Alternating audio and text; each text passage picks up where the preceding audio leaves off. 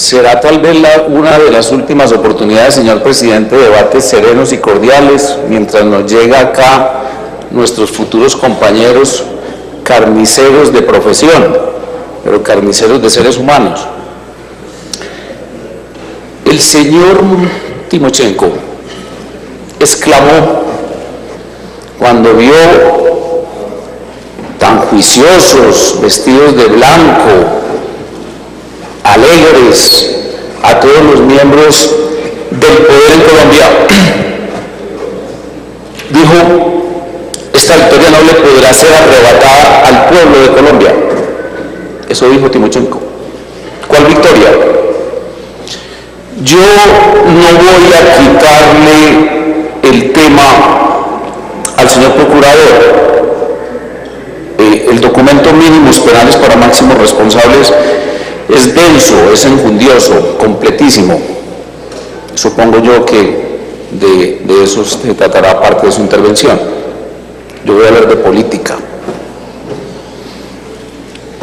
Y voy a hablar de política referida a la posible presencia en el escenario de la política de criminales condenados, incluso confesos, puesto que predican su crimen como parte de sus virtudes.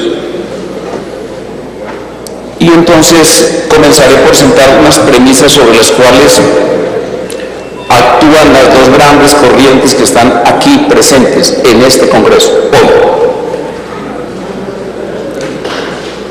Para que los colombianos conozcan cuál es nuestro punto de vista respecto a las organizaciones criminales FARC y ELN,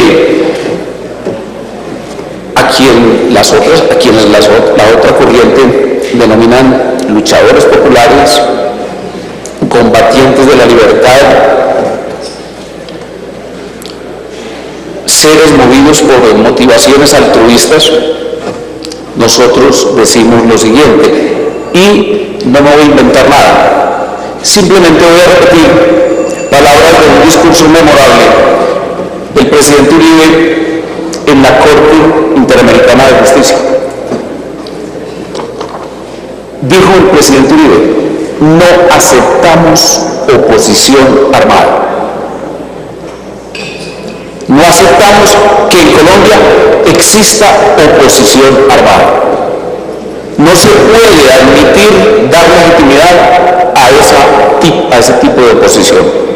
No se puede reconocer en esa falsa oposición armada la calidad de combatiente cuando su financiación principal es la droga y su segunda financiación es la más repugnante conducta contra la libertad humana, el secuestro.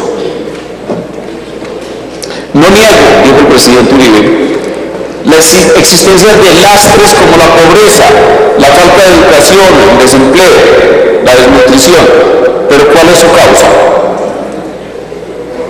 Vamos a seguir creyendo que los males que ellos mismos crean son la razón de ser de su alzamiento liberador,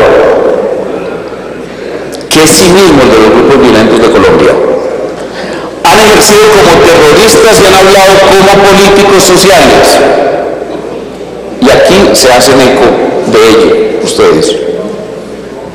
Que se decidan, que dejen esa hipocresía, que dejen esa doble moral, que no le hablen al mundo como políticos mientras actúan en Colombia como terroristas. Ahora, esa caracterización excluye las posibilidades de paz. Me pregunto, la respuesta estuvo en ese mismo discurso. El día que quieran sentarse a dialogar en medio de un cese de hostilidades y a buscar sinceramente la paz en Colombia, estamos listos para hacerlo con gran serenidad. Ni el Estado ni los partidos políticos de la sociedad colombiana obligaron nunca, estas son palabras mías, no del presidente, cuya cita ya ha terminado, a las FARC a alzarse en armas para defenderse o para poder ejercer sus derechos. No aceptamos el dictum, todos somos responsables de la guerra. Es decir, todos somos responsables de los crímenes de la FARC. Ellos, solo ellos, son los responsables de cada delito cometido. Las FARC, en cambio, tienen otra versión de sí mismas, y el gobierno Santos se acogió a esa definición. Asumió el punto de vista de las FARC nítidamente expresada en sus documentos pasados, en sus documentos presentes y con absoluta seguridad en sus documentos futuros.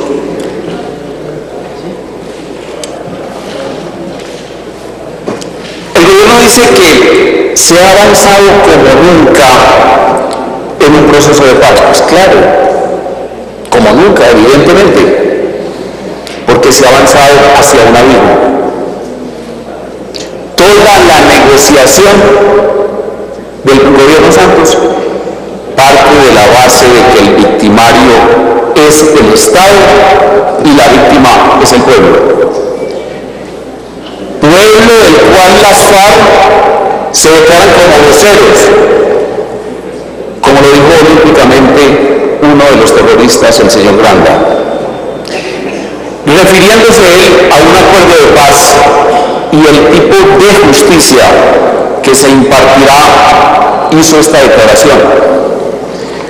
Como está demostrado, el Estado responsable no puede ser juez y parte para efectos de una ley de transición con el pretexto de aplicarle la justicia a la otra parte contendiente. Son palabras de las FARC. Sigue diciendo Granda, implica un esquema de desmovilización y sometimiento de la contraparte insurgente sin considerar en absoluto la necesidad de la desmilitarización de la sociedad y del Estado. Yo oigo a Claudia López hablando de no impunidad, pero es que esta es la filosofía de estos acuerdos y es además el texto de los acuerdos. Y ayer el evento asombroso de dos altos funcionarios del Estado en una rueda de prensa dando una versión del acuerdo, y a las 6 horas los negociadores de las FARC entregándonos una totalmente diferente, como lo veremos ahora.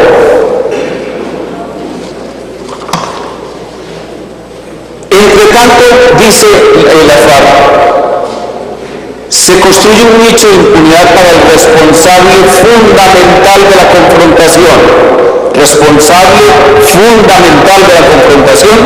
el cual, por más vueltas que se le dé al asunto por acción o por omisión, resulta siendo el Estado. Y lo están logrando. Se están imponiendo. Son victoriosos, como dijo Timochenko.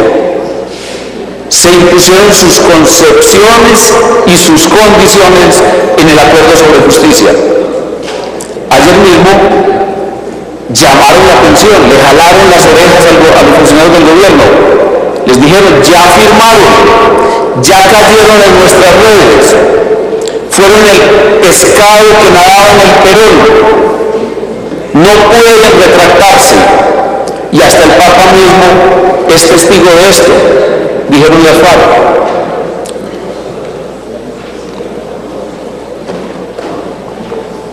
Ahí vale la pena algo que termina siendo casi una digresión. Me pregunto yo,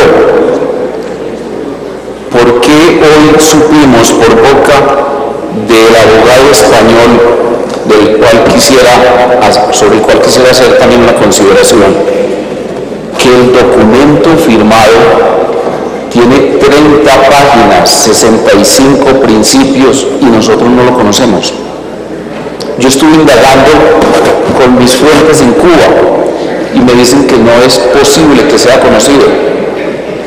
Si se llegase a conocer, hay habría tal desaprobación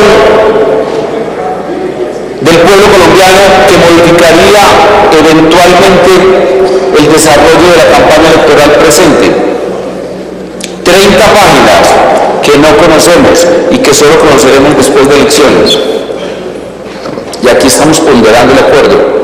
Estamos ponderando un comunicado de prensa sobre los contenidos de impunidad de ese acuerdo. Miren ustedes lo categórico que es el comunicado de ayer de las FARC frente al intento de los doctores de la calle Jaramillo de recular ante las preguntas de periodistas perplejos y una opinión pública indignada. Dice, entre otras cosas, el documento de las FARC: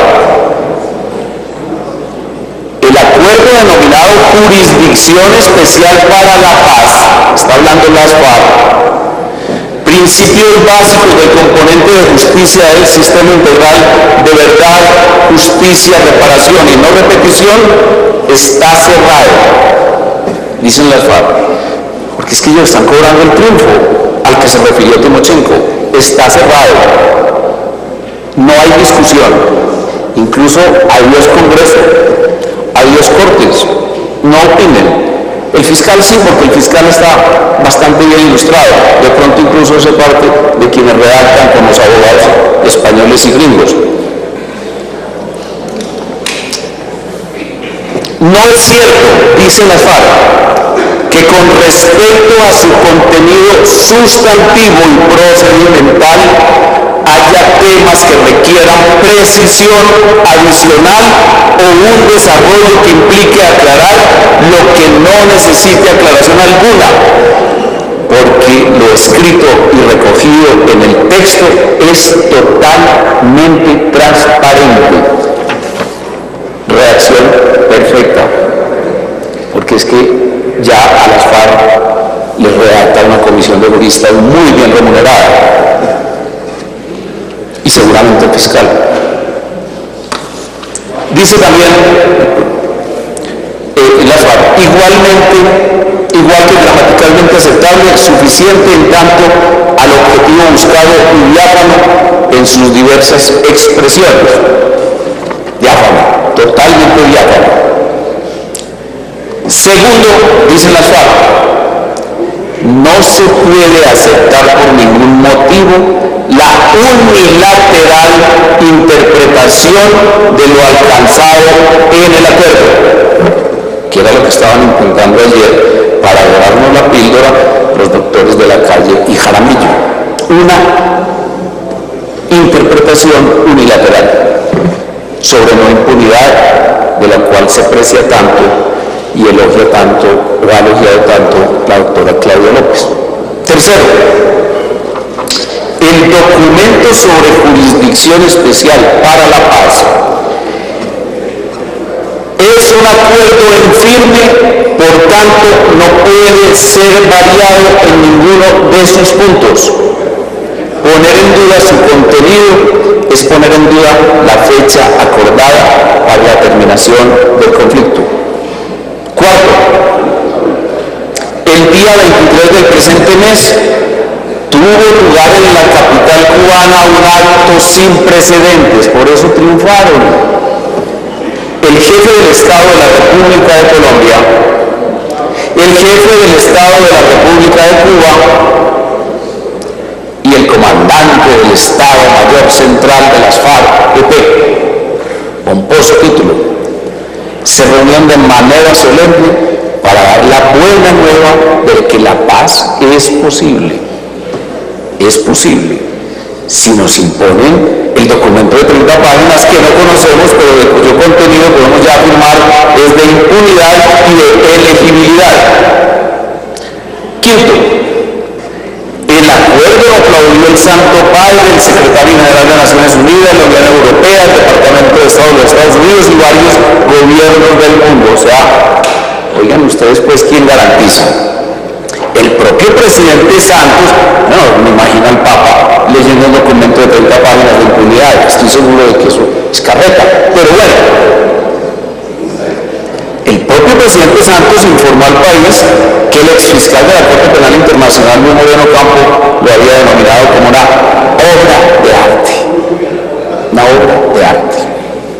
Y resulta que ahora, dicen las FARC, los doctores de la calle Jaramillo anuncian que aún se requieren precisiones adicionales. ¿Y cómo serán las que vamos a exigir nosotros? Y ahora diremos cómo. Sexto, en el acuerdo no se habla de concentración de tropas de las FARC en lugares de confinamiento, ni de lugares de confinamiento, cárceles, para quienes brinden verdad plena y exhaustiva, que en ninguna parte se habla de ello, dice las FARC. Entonces, con su nuevo lenguaje, dictado desde los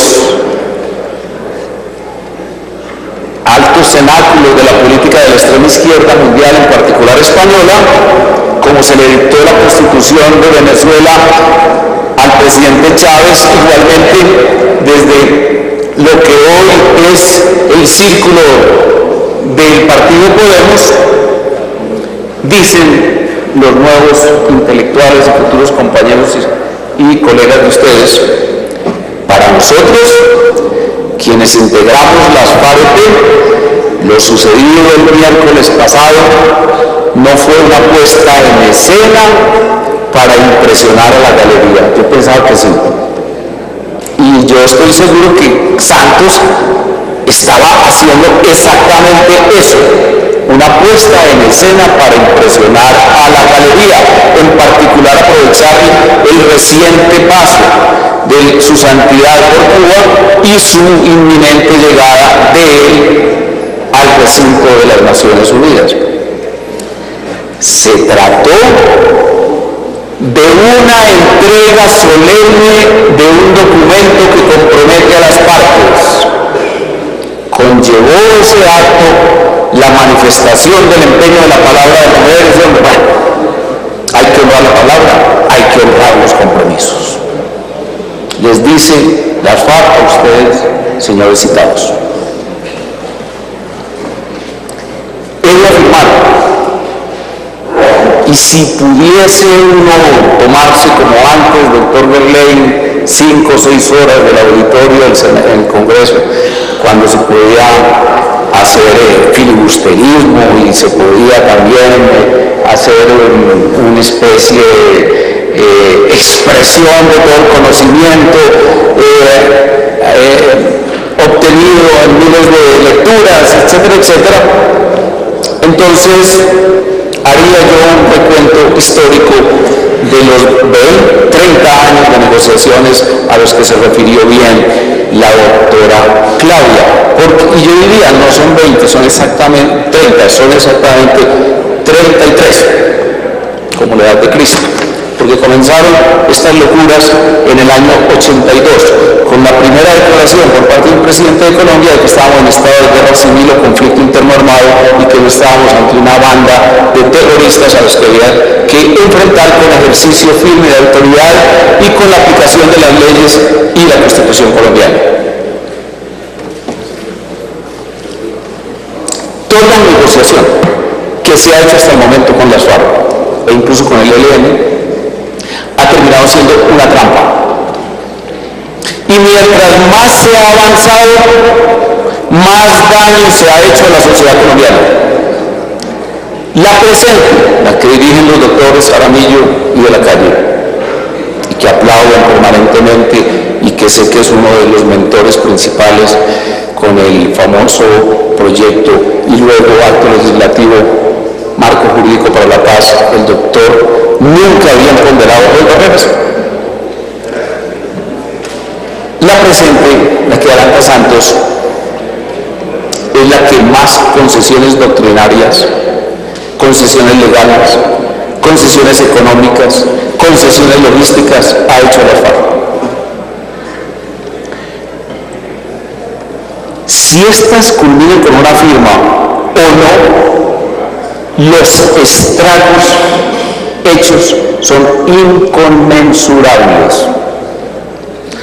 Ante el mundo, ante nuestros propios jóvenes, que eso tal vez lo que más se lamenta, ante la sociedad en su conjunto, dejamos de ser una democracia amenazada y perseguida y pasamos a ser un país cuyos partidos, su ejecutivo, su aparato judicial, su Congreso fueron, según el mito fundacional de las FARC y según la doctrina acogida por el doctor Jaramillo y el doctor de la Calle y los negociadores, fueron por 60 años, doctor Berley, de los cuales usted es miembro activo, de ellos 47 años, entiende, una partida de fascinerosos. Fuimos, porque nosotros hacemos parte hoy de esta corporación, contra los cuales debieron levantarse el pueblo en armas y su organización, Fuerzas Armadas Revolucionarias de Colombia, Ejército del Pueblo. Esa condición, después de semejante andanada de propaganda en el mundo, ya no nos la quita nadie, por más falsa que ella sea. La comisión, es que en este proceso han pasado muchísimas cosas. Yo no sé si los senadores son conscientes de que existió y existe una comisión de memoria histórica, efectivamente una comisión de la verdad, y ahora estos tribunales especiales de justicia con magistrados gringos o españoles, o de pronto hasta de Austria, ahora que se produce tanto jurista en la Universidad de Viena. Esa comisión fue una imposición de la FARC, fueron todas ellas una imposición de la FARC, y a esa imposición se acomodó la delegación gubernamental bajo la dirección, doctor Enrique, usted que aplaude estas cosas, bajo la dirección de las FARC se está escribiendo la nueva historia de Colombia, créame. Incluso, como no sé por qué aquí no es del estilo parlamentario citar al enemigo, incluso no se puede hablar del enemigo, mal hecho. Entonces nadie cita lo que dicen las FARC. Respecto a esa comisión sí que dice cosas interesantes. Ellos se ufanan, las FARC, hacen aspavientos y citan los textos de esa comisión como demostración de que siempre fueron los justos y el Estado el criminal. Les voy a poner un ejemplo subrayado. Óiganme pues los textos que está produciendo esta comisión creada por las FARC y el gobierno de Santos, que hay que decirlo así, primero las FARC y luego el gobierno de Santos. El gobierno de Santos va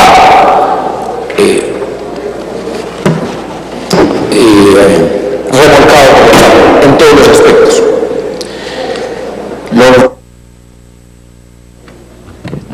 Sí, tiene 5 minutos más como a todos los... Con algunas ideas, porque quedó faltando bastante tiempo, efectivamente. Añoro los senados de 5 horas. Los resultados producidos por los informes de la Comisión Histórica del Conflicto y sus víctimas, está hablando la FARC, respecto de la responsabilidad imputable al orden social vigente, responsabilidad imputable al orden social vigente, es decir, el verdadero victimario es el orden social vigente, mi estimado señor procurador, de la responsabilidad suprema del Estado, de las responsabilidades múltiples históricas y diferenciadas y de los impactos del conflicto sobre la población, muestran la complejidad de la situación, la necesidad de políticas de largo plazo y la importancia de las acciones del perdón colectivo. O sea que perdonémonos los secuestros, perdonémonos los asesinatos, perdonémonos el narcotráfico, perdonémonos el reclutamiento de niñitos, la desaparición forzada, etcétera, etcétera. Bueno, en fin, que entonces vamos a tratar de, en estos 5 minutos que me da el señor presidente, y muchísimas gracias, de dejar dos dudas resueltas, por lo menos para el auditorio de la televisión, respecto a lo que piensa el Centro Democrático o el uribismo, porque en mi opinión nosotros desarrollamos, el presidente Uribe en su gobierno, un cuerpo de doctrina que acogió el presidente Santos cuando era su ministro de Defensa. Yo tuve oportunidad de discutir con él y no negará el doctor Jaramillo que hablamos largamente, yo tratando de explicarles esa cosa tan compleja de por qué Colombia no estaba propiamente en medio de un conflicto interno armado, una guerra civil, y que si lo estuviera, cómo sería diferente nuestra actitud misma frente a la legislación necesaria, la legislación para estados de guerra. Ustedes hacían sus reservas, se fueron consolidando como un poder dentro de nuestra corriente, obtuvieron nuestro mandato y Dios mío lo que pasó.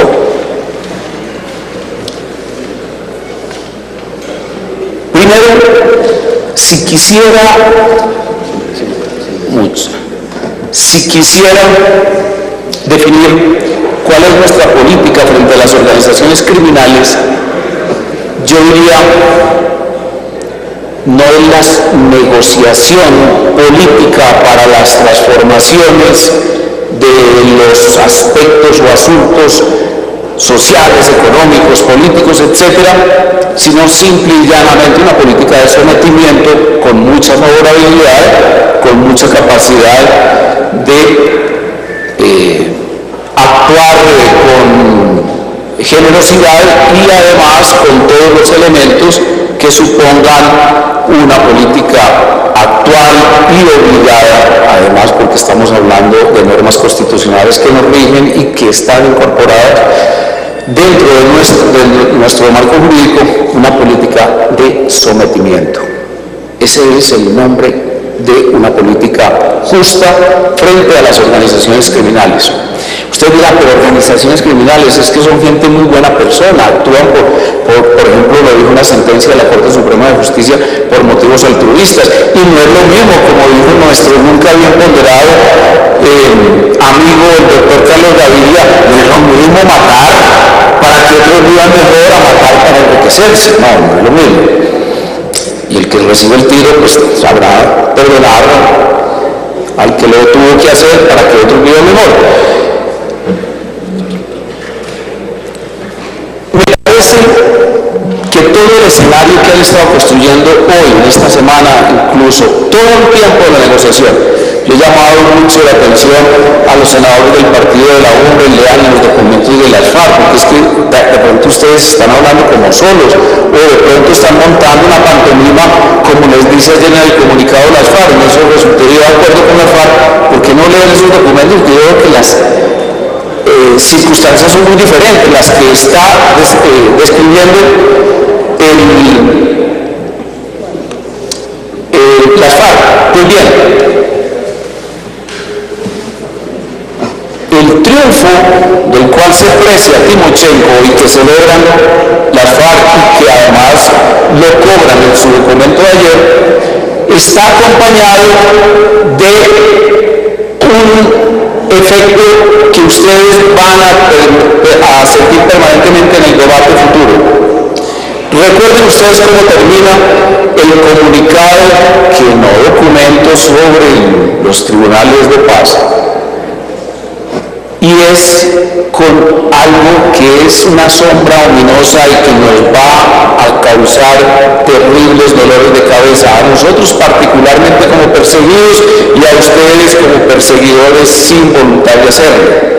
Se trata de la afirmación de que cualquier firma está condicionada al desmonte del paramilitarismo. Condición sine qua non para la firma del acuerdo. Pues bien, les voy a contar cómo funciona el paramilitarismo y qué es el paramilitarismo para las FARC y seguramente para el gobierno Santos. Hay que perseguir lo siguiente. Esto es de ANCOL. ANCOL es la agencia de noticias de las FARC. Ahora están diciendo unos unos loquitos que entrevistan a sus jefes, unos loquitos que hacen la apología permanente de las políticas de las FARC, unos loquitos que informan sobre todos los asuntos correspondientes a las FARC y particularmente a su política internacional, que ya la tiene como consecuencia de que se les abrió un nuevo proceso de paz, por lo que yo digo que hace estragos en el proceso de paz. Primero, Ancol. Óigame, doctor Cerca, váyase de para atrás, porque usted de pronto tiene la misma edad que tenía el general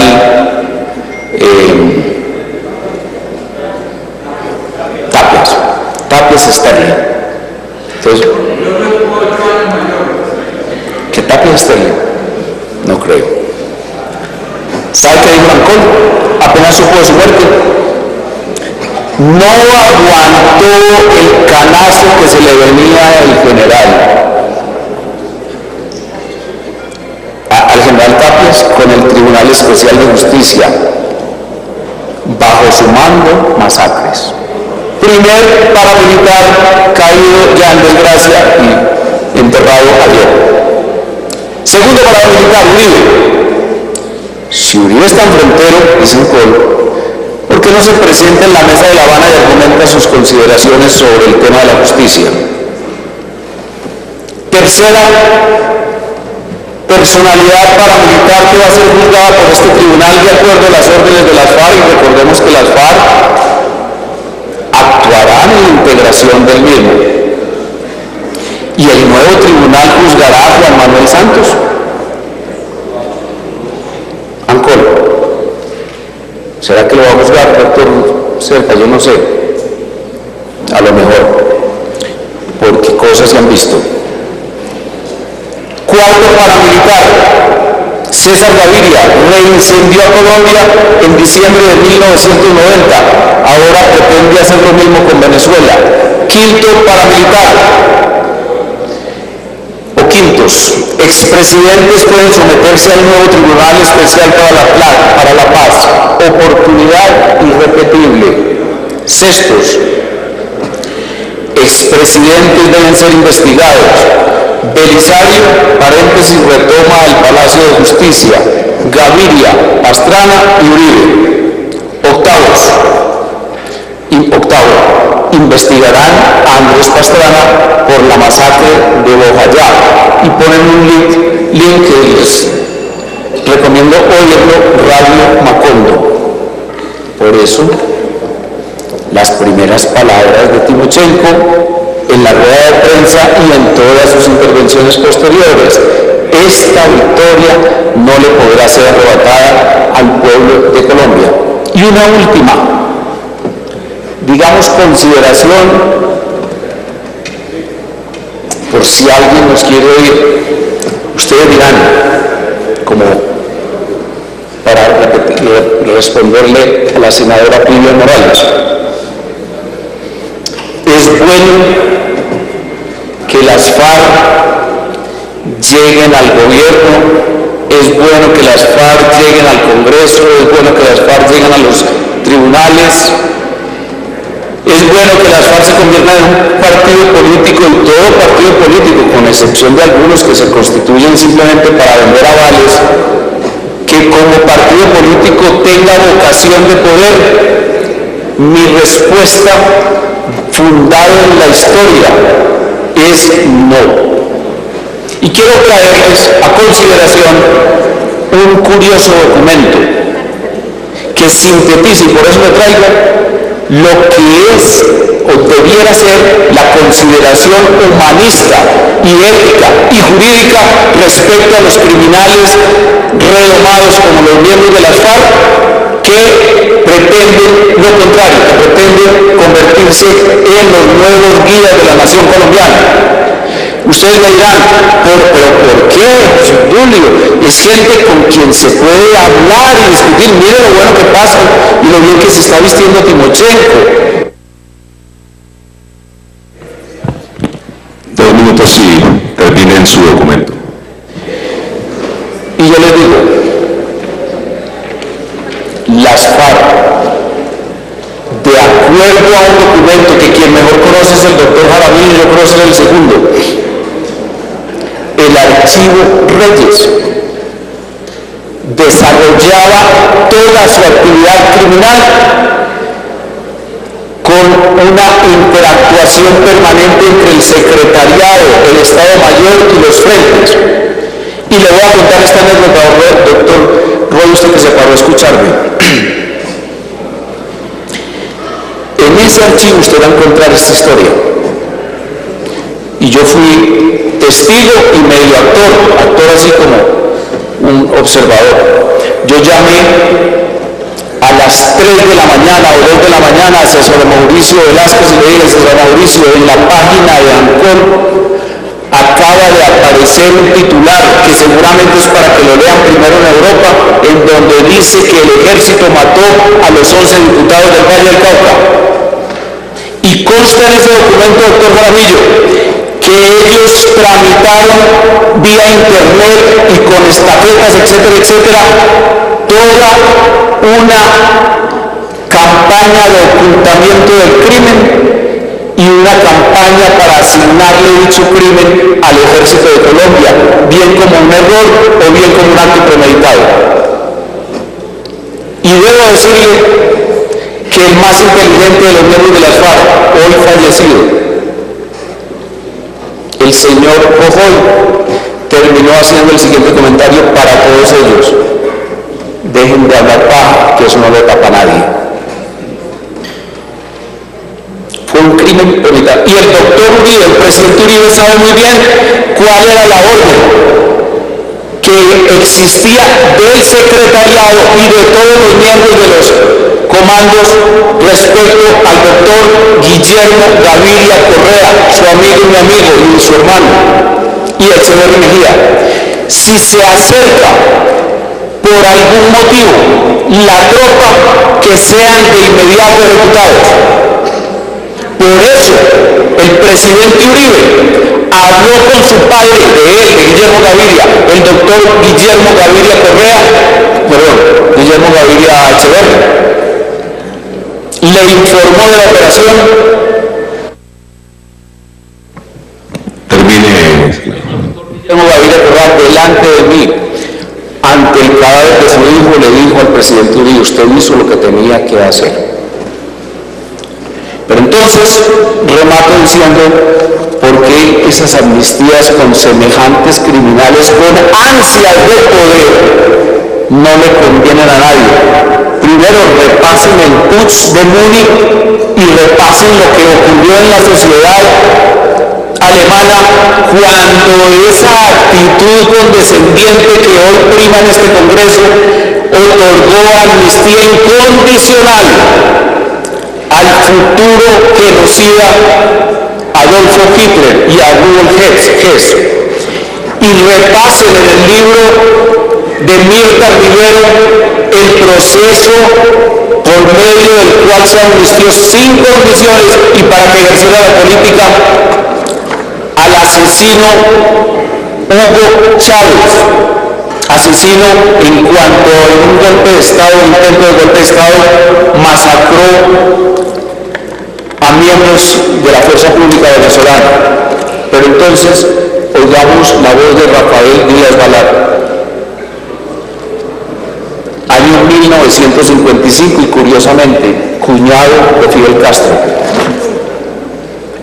Señor presidente y señores representantes, habla ante la Cámara de Representantes de Cuba, año 1955. Esto es una condensación porque el discurso es un poco largo. He pedido la palabra para explicar mi voto porque deseo hacer constar ante mis compañeros legisladores, ante el pueblo de Cuba y ante la historia, mi opinión, mi actitud en relación con la amnistía que esta Cámara acaba de aprobar y contra la cual me he manifestado tan reiterada y enérgicamente. Recordemos que Fidel Castro había sido condenado a 15 años de prisión, igualmente Raúl y todos los miembros del movimiento 27 de julio, los que atacaron el cuartel Moncada. Julio, doctor, o julio, 27 de julio. No me han convencido en lo más mínimo los argumentos de la casi totalidad de esta Cámara a favor de esta amnistía. Y esta amnistía que acabamos de votar, desgraciadamente, es todo lo contrario. Fidel Castro y su grupo han declarado reiterada y airadamente desde la cómoda cárcel en que se encuentran que solamente saldrán de ella para continuar utilizando todos los medios en la búsqueda del poder total al que aspiran. Se han negado a participar en todo proceso de pacificación y amenazan por igual a los miembros del gobierno que a los de la oposición que deseen caminos de paz, que trabajan a favor de soluciones electorales y democráticas que propongan en manos del pueblo cubano la solución del actual drama que vive nuestra patria. Ellos no quieren paz, no quieren solución nacional de tipo alguno, no quieren democracia, ni elecciones, ni confraternidad. Fidel Castro y su grupo solamente quieren una cosa, el poder, pero el poder total que les permita destruir definitivamente todo vestigio de constitución. Y termina. Pido a Dios que la mayoría de este pueblo y la mayoría de mis compañeros representantes aquí presentes sean los que tengan la razón. Pido a Dios que sea yo el que esté equivocado. Eso mismo imploro yo a Dios. Muchas gracias, señor presidente.